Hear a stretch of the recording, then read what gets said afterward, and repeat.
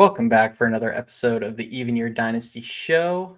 Hope everybody had a happy Thanksgiving, got to spend time with family, eat lots of food. I know I am stuffed after this last weekend.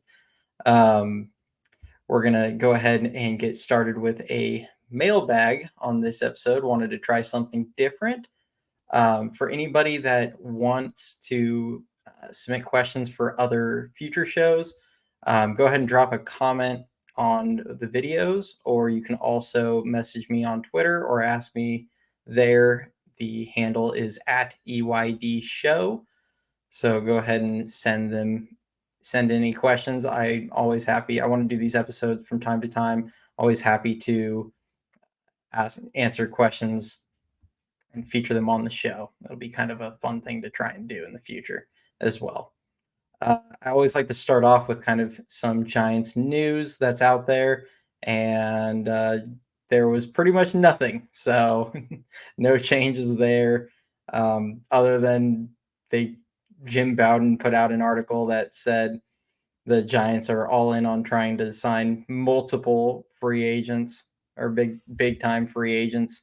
I feel like we've heard that story before, so it's hard to take it with a grain of salt. But I have said I think if you can get one, then the second one is likely to follow. It's hard to get the first guy, but once you get one and you sent that message out to the league that you're trying to win, it can increase interest. So they might just have to super overpay for a guy to get one through the door, but we'll see who that player is if they do go that route. But I ended up with three people sent in questions.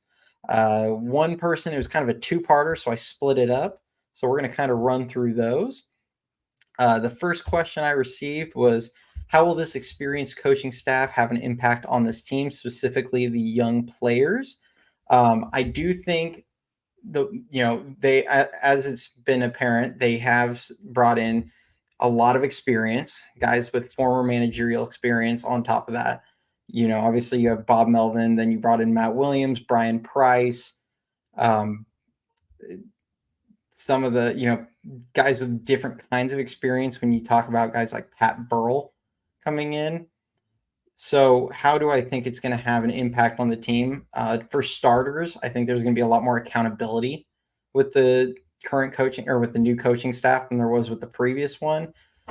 You're talking about guys that are from a previous generation where you don't necessarily coddle the players as much. There's an expectation, and especially with the young guys, they're not going to tolerate guys continually making boneheaded plays in the field, throwing to the wrong bag, not remembering how many outs there are. There's a lot of mistakes, and really it wasn't just the young players that were making them last year. That was what was so frustrating watching the 2023 Giants. It was everybody. I remember watching Yaz forget there was only one out, catching a fly ball, and a guy tagging it from third, and he didn't even get a throw off until way late. So, it's not just the young players, but I do think there's going to be more accountability, and that's going to be probably the main thing. I know Kapler, a lot of the players talked about he was a pretty good communicator, like one-on-one scenarios. With that, I don't know, I'm not in the clubhouse, so I couldn't tell you how he communicated what someone's role is going to be on a daily basis or anything like that.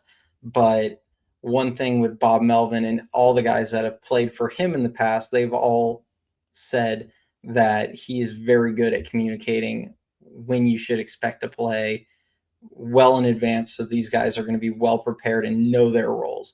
So I do think that's going to have an impact on them. That's something that he said he picked up from Roger Craig when he played for the Giants. So I do think that will help. And then the other one is going to be specifically for hitting. Pat Burrell, when you listen to him talk about his hitting philosophy, I think there's going to be a different focus as far as what they're doing. He specifically mentions that, when he was playing, the goal was to try and hit 300 and the rest of your numbers would fall into place. You're not chasing metrics. You're not chasing launch angle. You're not chasing specific things. He wants you to control the zone, have a plan, and try and hit for he says specifically batting average matters to him. So I think you're going to see an overall change in team philosophy. I'm hoping that helps the young players.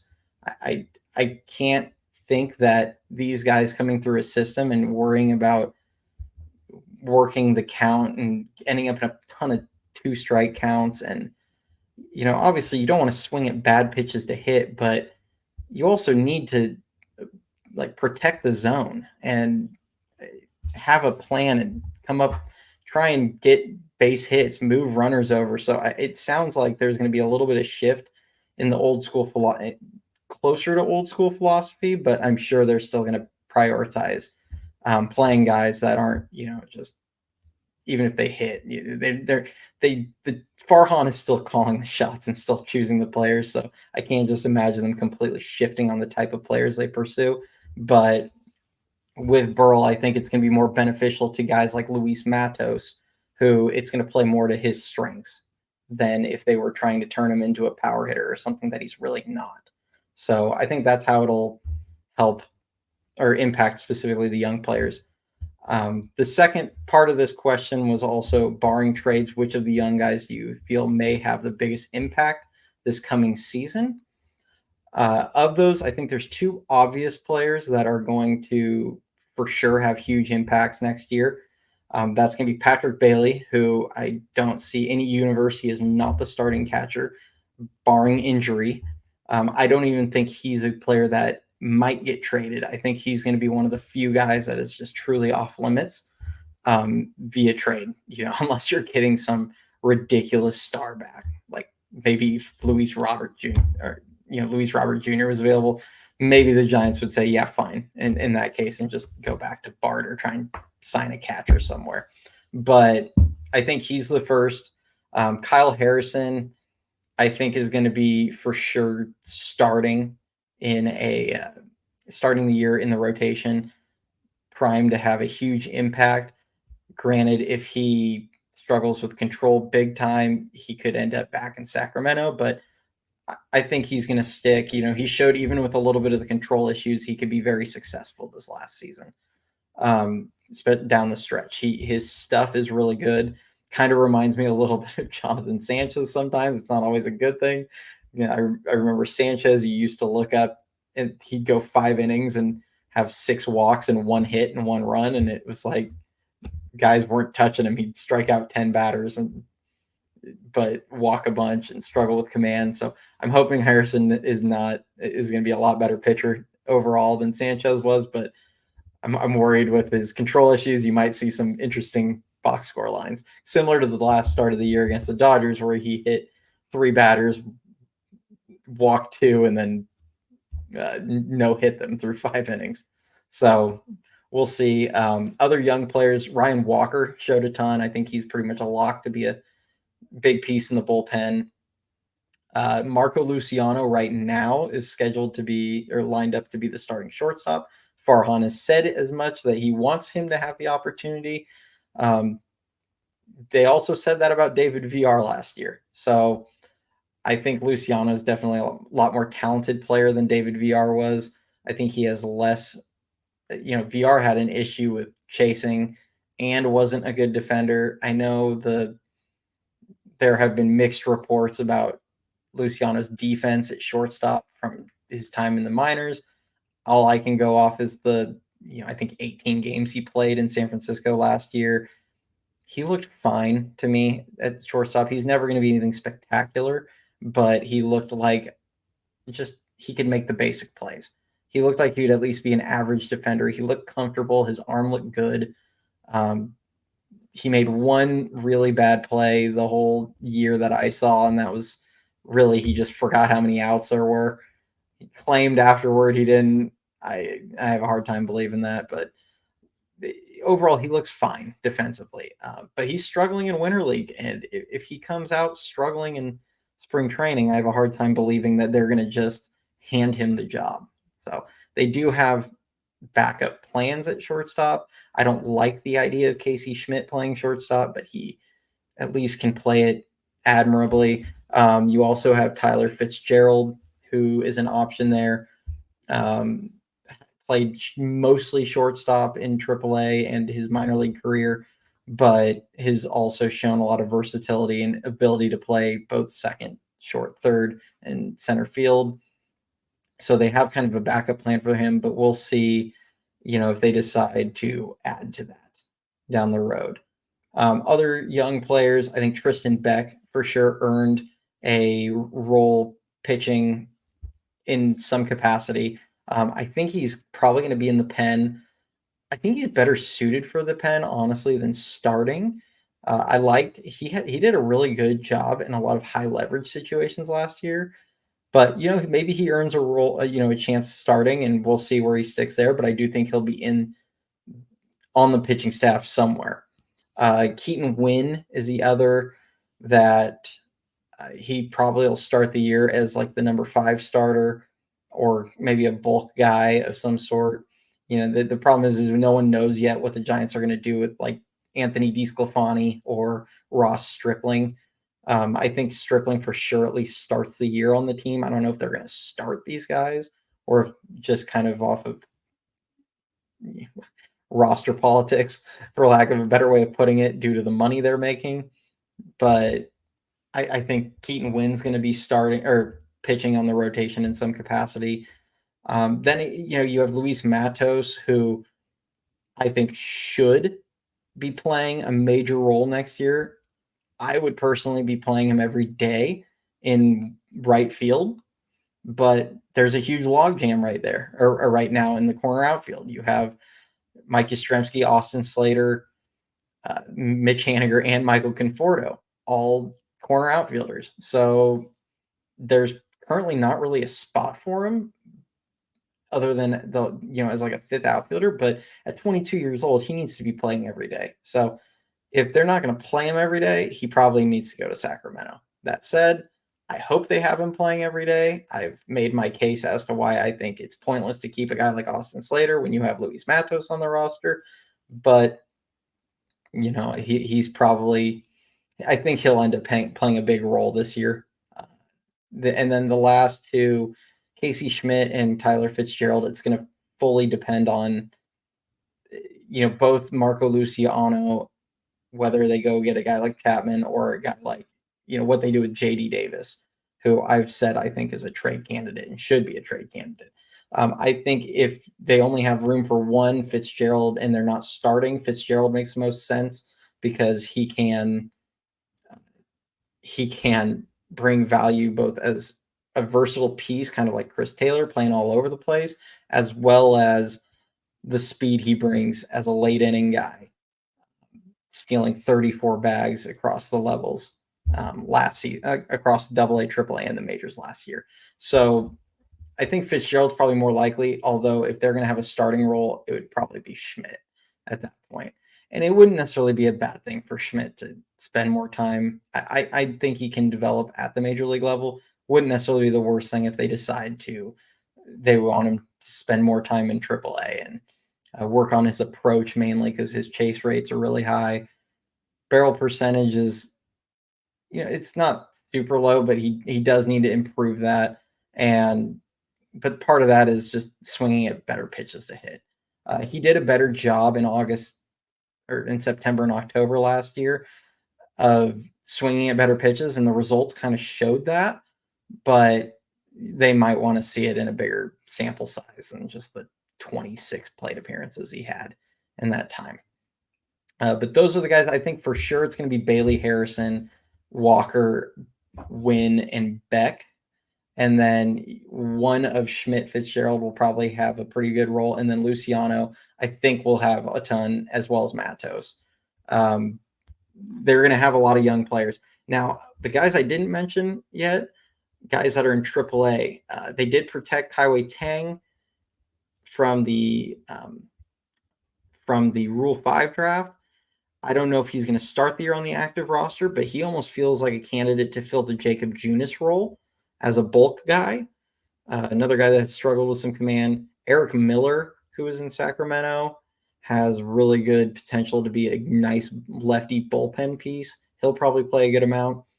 And then the other guy would be Mason Black did a really nice job in Sacramento as a starter.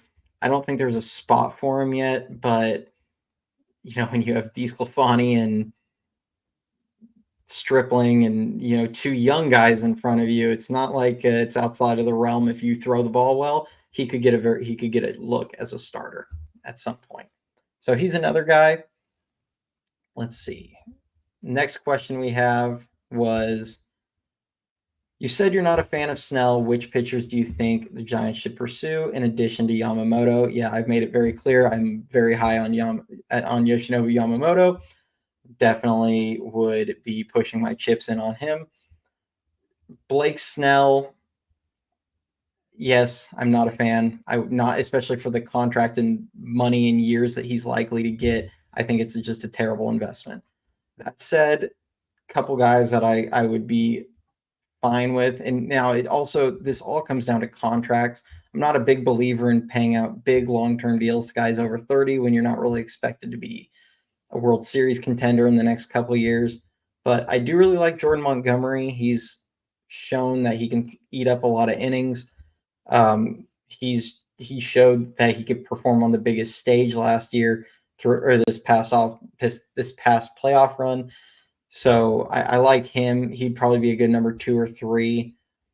Stroman had the hip injury. He looked like a Cy Young candidate, front runner the first half, kind of fell off in the second half and had the hip injury. So if you could get him on a 2 or 3 year deal, he might like it. He might be a candidate for what I like to call the Farhan special of 1-1. But he would be a nice guy to put in the rotation to go with. Even if you were to get a guy like Yamamoto, I really like Sonny Gray.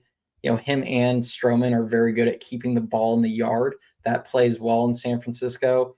So I think that either of those guys could have success. And those are guys that are a little bit on the older side. So, you could probably get them for Gray, I think, is going to get 3 years. Stroman, maybe 2 or 3. So, you're not locking yourself up into some crazy long-term deal that's going to kill your flexibility in the future. So those guys, I think, could at least have a lot of success in San Francisco and make sense, even though they're a little bit on the older side. I like Imanaga, I think is his last name, kind of the other Japanese pitcher that's coming out. And there's the pitcher out of Cuba. I believe his last name is Rodriguez.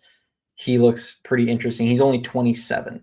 So some of these guys I think you could look at in addition to Yamamoto, even if because it is hard with Yamamoto being posted and he doesn't have to sign until January 4th, I believe, or January 2nd. So a lot of these guys could come off the board before he makes a decision. And if you wait for him, there's a chance you end up with nothing. Now, the Giants have a decent, their starting rotation last year ranked 9th in the league in WAR. So they have kind of, Logan Webb carries that a lot, but they have some young, intriguing pitchers that I wouldn't mind seeing start every 5th day, even if they weren't able to pick up some of these other guys. So it wouldn't be the end of the world. I think they have bigger weaknesses than their starting rotation than on the team that need to be addressed. So even if they did wait around for Yamamoto and it didn't work out, I don't think it's the end of the world. And their starting pitching is their biggest strength in their system. So I think they're likely to provide reinforcements there, even if, DeSclafani and Stripling tank again and some of the kids struggle. I think there are pitchers that can step up in those roles. But those are a few of the guys that I like, depending on kind of the contracts. The last question we got, what do you think the Giants should do with this roster in order to compete for the playoffs in 2024 without sacrificing the future? Yeah, I mean, that's a big thing I've talked about. I've been very adamant that the guys they should be looking at long-term deals for are guys that should be under 30. The main 4 guys I've mentioned have been Shohei Ohtani, who's 29. He doesn't turn 30 until July. You make an exception for him when he's the best player of this generation and the best player of the game today. You can be willing to stretch that a little bit. But Cody Bellinger, 27. He's going into his age 28 season. Jung-Hoo Lee and Yoshinobu Yamamoto going into their age 25 seasons. These are guys that fit two timelines. They help you try and win now in 2024. They also are going to be hopefully in their prime when you're competing for World Series, and you're going to get multiple years in their primes. Now, I don't know what kind of deals they're going to get. Cody Bellinger on a 7-year deal, I would do that every day of the week and just take the chance. I know he's had injury issues. I know he's had those couple down years, especially 21 and 22. People say 2020, it really wasn't that bad. He was still 12% better than average offensively and worth a couple WAR. Was not as bad as people make it sound. But, if he gets, I saw MLB trade rumors projecting 12 years. That might be a bit insane.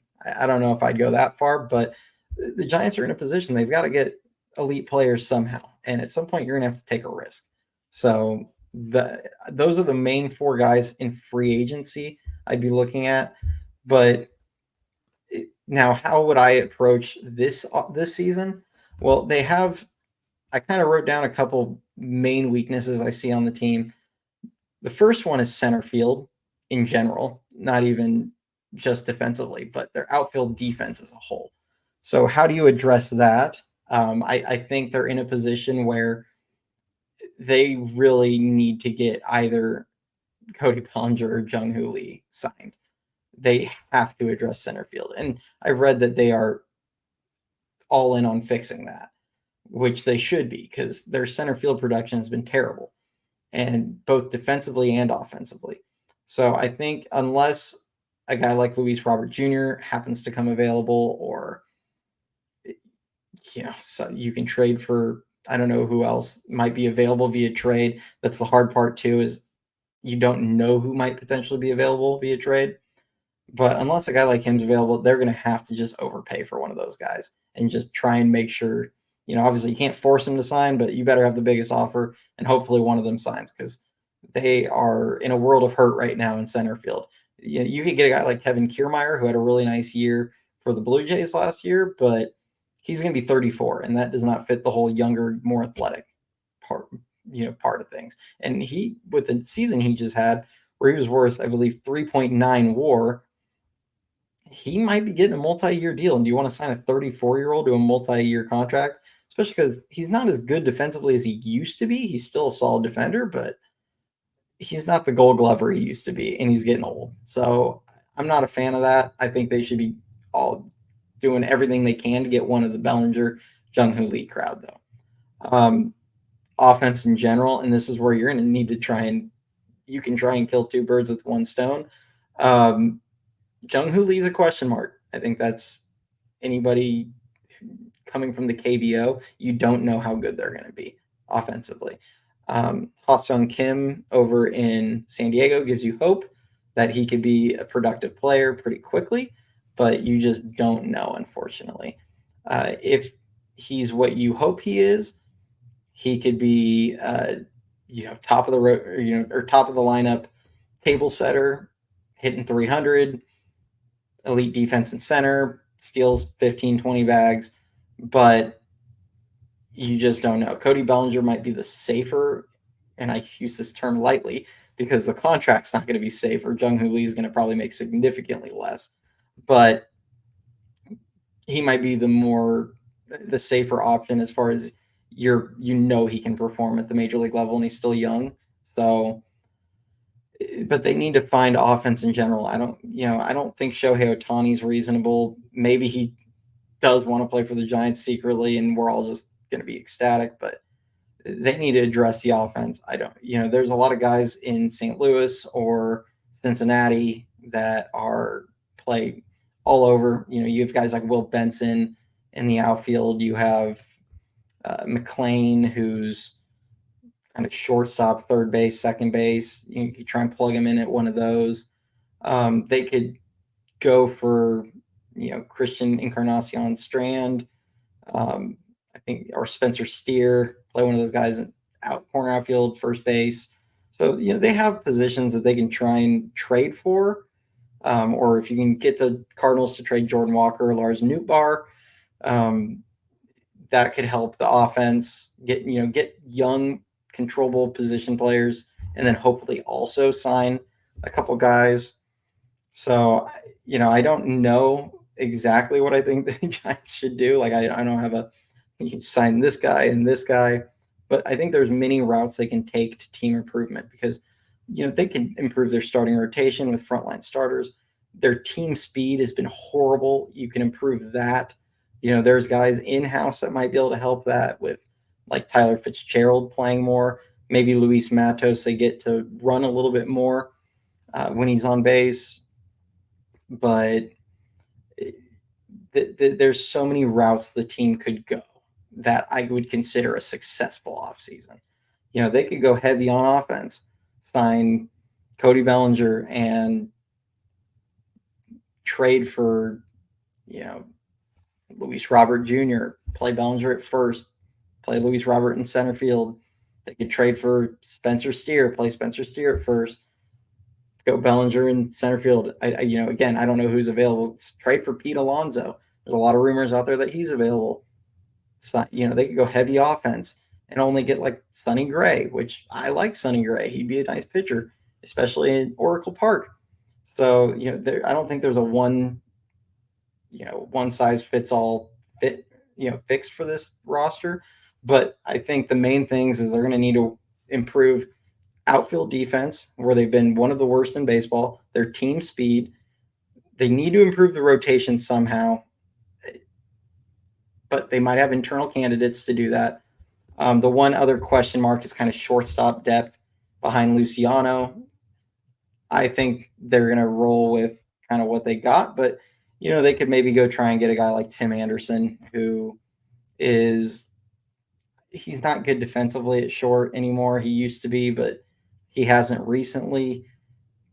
He had an awful last season offensively, but if you think he can bounce back, you can maybe go with a guy like him and he can play both middle infield spots. I personally would go with Schmidt and Tyler Fitzgerald over him, but that he's an option and he's probably going to just take a 1-year prove it deal. The other thing is, if you think the team if you think Marco Luciano just isn't ready, you could always call Milwaukee, see if Willie Adames is available and what the cost would be. I mean, I wouldn't give up a Carson Whisenhunt certainly for him, but if they're willing to take a Mason Black and another mid-level prospect of some sort, maybe you make that deal and give Luciano more time in Sacramento, because a guy like Willie Adames is a really good defensive shortstop, and he's hit 20 home runs, I think 3 years in a row now. And he's not going to hit for high average, but he's going to provide you some offensive value, and he plays really good defense. So he would be an option. So they have, as I said, there's a ton of different ways they could attack this offseason. The worst thing they can do, though, is just run it back with the same sorry team, sorry, boring team that they've run the last several years. So we will see what they do, but I enjoyed getting all these questions sent into me. Send more, like I said, Twitter, comments, wherever you can. But other than that, like, subscribe, comment. I always like reading them. I like to respond when I can. But thanks everybody for sending those in. We'll talk to you soon. Hopefully we get some news. We got winter meetings coming up, I believe, December 4th, which is going to be a week from tomorrow. So that should kickstart the offseason big time. But hopefully we see something before then. But thanks everybody for checking in, and have a good one. Bye.